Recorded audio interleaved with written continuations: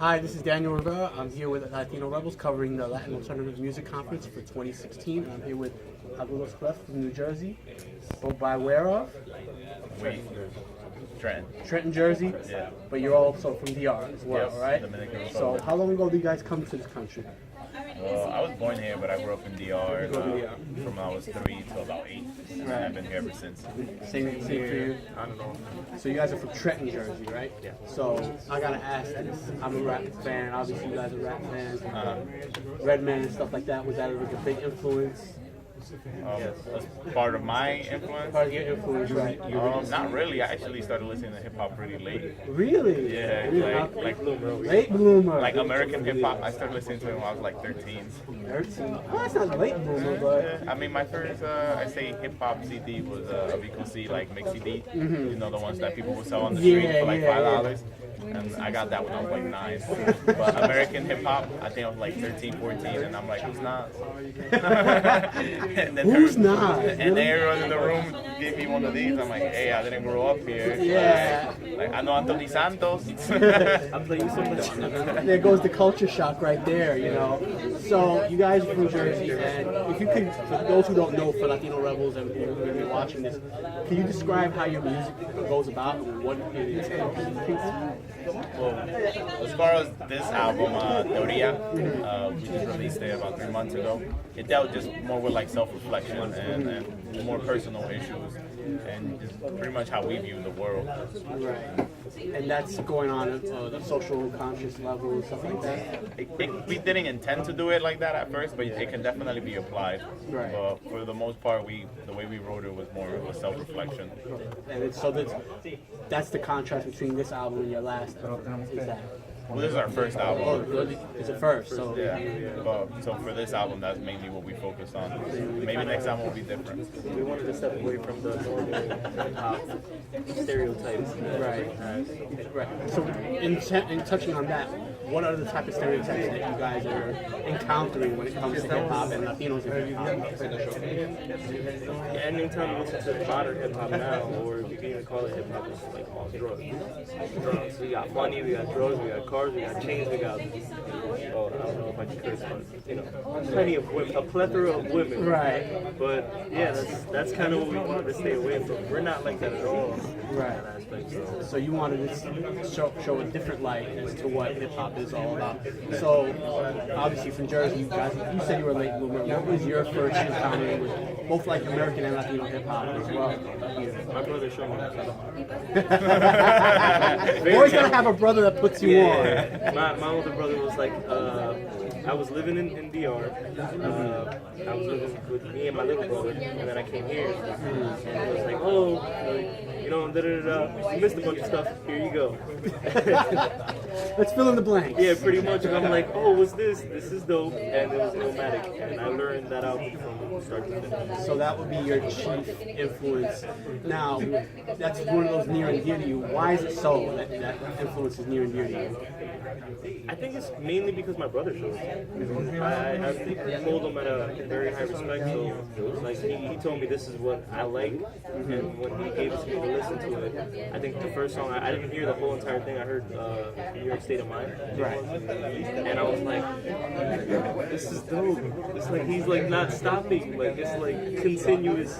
So Right. I think it's because of that. Right. So now, in terms of your record, what do you see like, you know, from American and Latin hip hop that you want to infuse or going to infuse in your future? I say we try to do a lot of, I don't want to say acoustic, but a lot of like more, I'm gonna say vibey, if that's even a word, just stuff that you can kind of feel. Right. Like we did the acoustic showcase yesterday at SOBs, and you know, very mellow, very chill, live instruments. We definitely try to implement that into the music. But we try to implement that we're Dominican and we come from the Caribbean island of Dominican Republic. Like I said, I listened to now when I was 13. Like we're not just hip hop. I think like we could have a lot more to offer as well. Right. So yeah, you're staying away from sort of like the trap influence, I guess, if you will, because that seems to be like the big thing within like the Dominican community, especially here in Washington Heights. If you go around Washington Heights and the Bronx, everywhere, it's trap. And people think that that's it.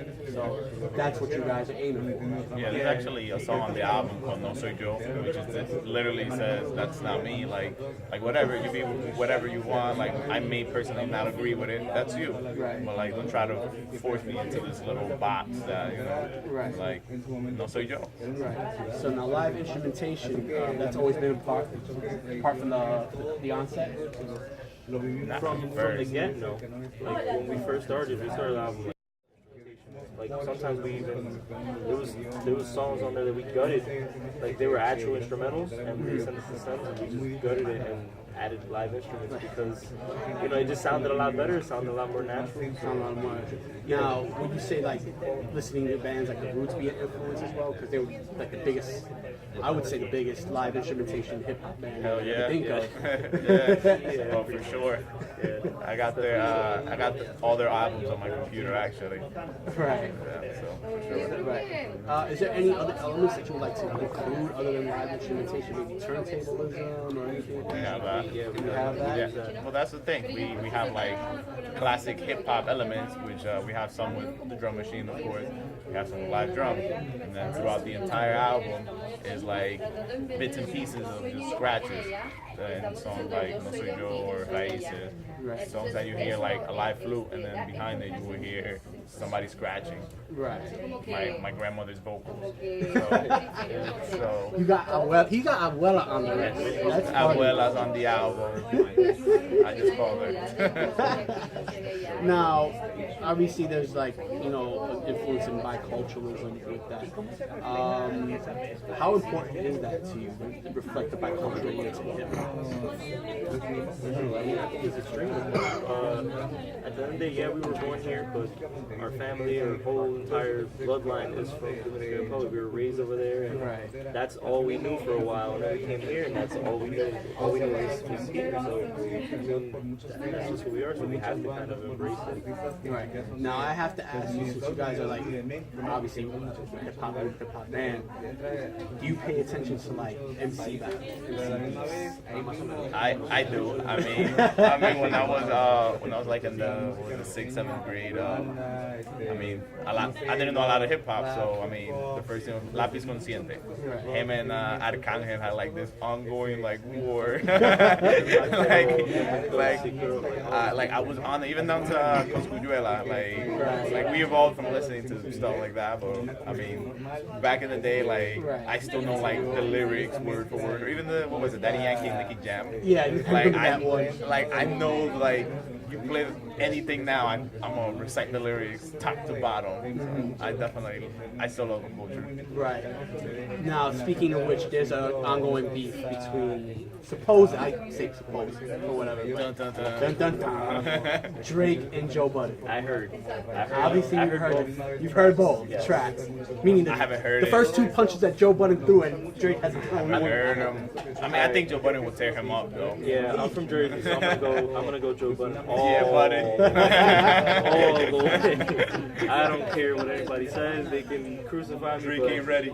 Drake, I don't think Drake's ready for that yet. No, my personal opinion, I don't think so either. Now, obviously, you're from Jersey. This is not you're not new to New York, but this is like your first showcase, right? New York, Yeah.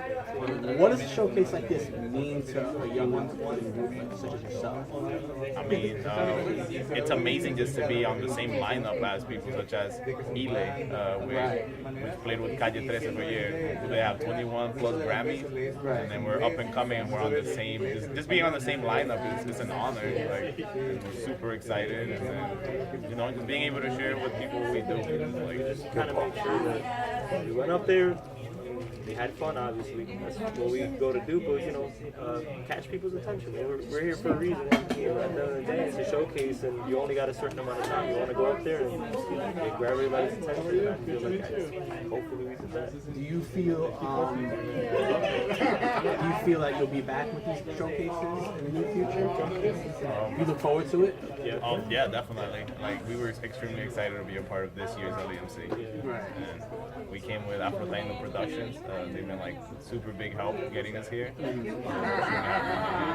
How do you think like the showcase going forward will serve future generations in music?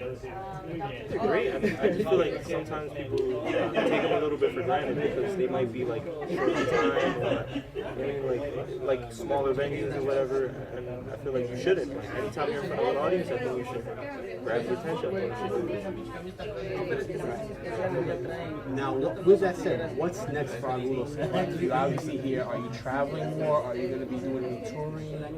If you could tell the folks out there where your next moves are going to be. Well, we're just doing as many shows as possible in the tri-state area for now, and then we're continuing to just shoot as many videos as possible for the entire album. So within the next few months, we just keep knocking videos out, and eventually, when we get to Mexico, people seem to really like our music out there. So that's definitely one of the stops. So where are you going to be next? Where are you going to be performing? Say in the tri-state area. If you could shout a few dates so people can catch you.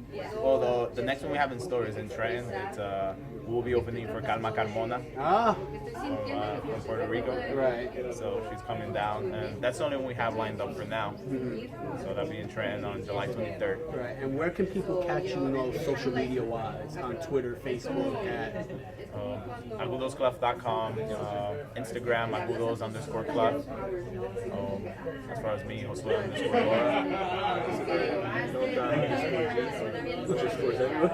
Underscores everywhere, all about. And then on Facebook, it's Agudos Clef. Visit our fan page. All right, you heard it first. This is Agudos Clef. Go check them out. Latino Rebels. Latino Rebels. Thank you for your time.